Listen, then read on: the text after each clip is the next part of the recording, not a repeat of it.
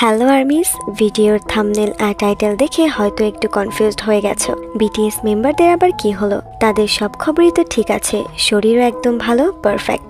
এখন প্রশ্ন হলো, শরীর ভালো হলেই কি সব সার্থক? না, মানুষের মন এবং মানসিক শান্তিটাও অত্যন্ত গুরুত্বপূর্ণ। একজন স্বাভাবিক মানুষ হিসেবে প্রত্যেকজন ব্যক্তির একটা স্বপ্ন থাকে, ভালোবাসার মানুষ থাকে। মানুষ প্রাপ্তবয়স্ক হওয়ার সাথে সাথেই নিজের একটা সুন্দর পরিবার নিয়ে ভাবে এবং পরিবার তৈরিও করে। তবে বিটিএস মেম্বারদের জন্য এগুলো কেবল স্বপ্ন। হ্যাঁ, তারা কখনোই তাদের পরিবার, স্ত্রী, সন্তানের সাথে একটা স্বাভাবিক জীবনযাপন করতে পারবে না, যেটা বিটিএস মেম্বাররা নিজেরাও জানে, উপলব্ধি করছে। এত বড় একটা কথা বললাম, তো চলো কেন এরকম সাহস নিয়ে একটা কথা বললাম তোমাদের সামনে একটু তুলে ধরি। পরে তোমরাই আমাকে কমেন্টে জানাবে যে আমি কি ঠিক না ব্যাঠিক। বিটিএস মেম্বাররা কখনোই তাদের স্ত্রী, সন্তানদের নিয়ে একটা স্বাভাবিক জীবনযাপন করতে পারবে না। কারণটাও আর্মিরা সাধারণত ছোট একটা ডেটিং রুমার ছড়ালে আর্মিরা মেম্বারদের থেকে ভরসা হারিয়ে ফেলে। কটু কথা, বাজে মন্তব্য, গালাগালি কি না করে, এমন হাজার হাজার নেগেটিভ পোস্ট করে। তাহলে ভাবো, যখন বিটিএস মেম্বাররা বাস্তবে তাদের কোনো জীবনসঙ্গী বেছে নেবে তখন কি হবে? আমাদের কি মনে হয় বিটিএস মেম্বাররা আর্মিদের খবর রাখে না? আর্মিরা কিসে খুশি? আর্মিদের কথা মাথায় রেখে মেম্বাররা ডেটিং শব্দটা উচ্চারণও করে না। আমরা সবাই জানি বিটিএস এর প্রত্যেকটা সদস্য কতটা রোমান্টিক, জঙ্কুক কতটা পাগলের মতো ভালোবাসতে জানে, ভি নিজের একটা পরিবার চায়, 4-5 জন সন্তান চায়। এই ছোট ছোট স্বপ্নগুলো নিয়েই তো মানুষ বাঁচে। হয়তো তারাও একটা পরিবার চায়, একটা পরিবার নিয়ে ভালো দিন কাটাতে চায়। কোনো রকম আতঙ্ক নয়, ভয় নয়, ভীতি নয়, আনন্দে ঘুরবে। তাদের মাথায় এটা আসবে না যে আমি এটা করলে আমার ফ্যান্স অসন্তুষ্ট হবে। তারাও তো চায় তাদের একটা ফ্যামিলি হোক, পরিবার হোক, তাদের নিয়ে মজা করবে, আনন্দে দিন কাটাবে। আফসোস, তারা চাইলেও এই সব কিছু তাদের মনে জায়গা দিতে পারবে না।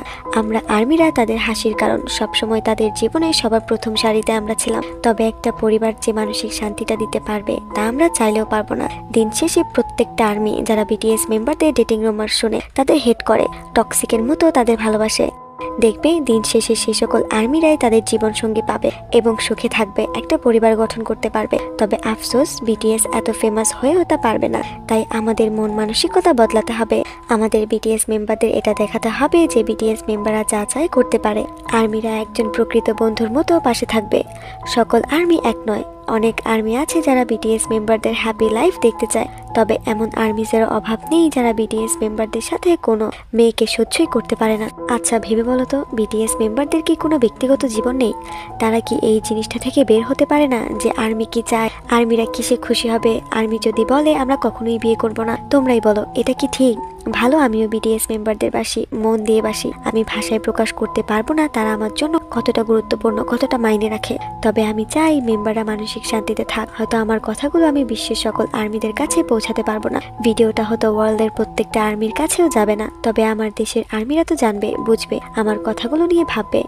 আমরা কেন আমাদের মতো করে, আমাদের অনুভূতির মতো করে বিটিএস মেম্বারদের চালাতে চাই? এটা কি ঠিক? ভালো, দূরে থেকেও বাসা যায়, তাদের বাঁচতে দাও তাদের মতো করে। জিন 34 বছরে পা রাখতে চলেছে, তাও সে কখনো ব্যক্তিগত পছন্দগুলো আর্মিদের সামনে রাখে না। সে মানে তার এই সফলতার পিছনে আর্মিজ আছে, তাই সে কখনো আর্মিদের মন ছোট করতে চায় না। আর্মিরা কি কখনো ভাবে সে কি চায়? আমরা তো বিটিএস মেম্বারদের আর্মি না, আমরা তো বন্ধু। আমরা না বুঝলে কে বুঝবে? আফসোস, এত বড় পাওয়ারফুল ফ্যান্ডম যাদের সামনে কেউ বিটিএস কে নিয়ে বাজে মন্তব্য করলে সব ওলটপালট করে দেয়। তারা নিজেরাই কখনো মেম্বারদের অনুভূতিগুলোকে সম্মান করতে পারছে না।